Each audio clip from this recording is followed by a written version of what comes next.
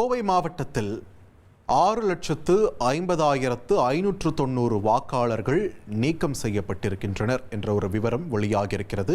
தொகுதி வாரியான நிலவரத்தை தற்பொழுது பார்க்கலாம். அந்த வகையில் மேட்டுப்பாளையம் தொகுதியில் எஸ்ஐஆருக்கு முன் இருந்த வாக்காளர்களின் எண்ணிக்கை 3,11,891.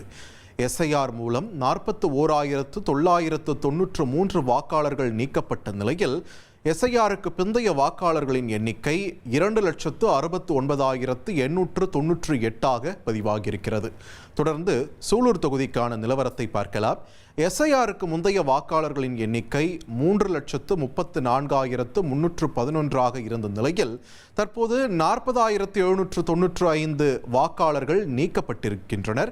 இதனால் எஸ்ஐஆருக்கு பிந்தைய வாக்காளர்களின் எண்ணிக்கை 2,93,516 குறைந்திருக்கிறது. தொடர்ந்து கவுண்டம்பாளையம் தொகுதி நிலவரத்தை பார்க்கலாம்.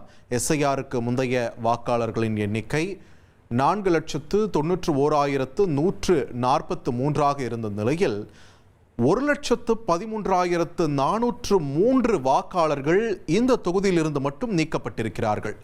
எஸ்ஐஆருக்கு பிந்தைய வாக்காளர்களின் எண்ணிக்கை தற்போது 3,77,740 என்ற அளவில் இருக்கிறது. அடுத்து நாம் பார்க்க இருக்கும் தொகுதி கோவை வடக்கு.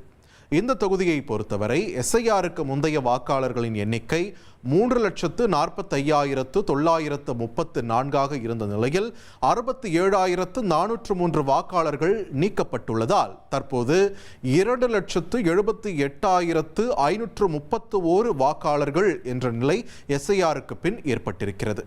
அடுத்து நாம் பார்க்க இருக்கும் தொகுதி தொண்டாமுத்தூர்.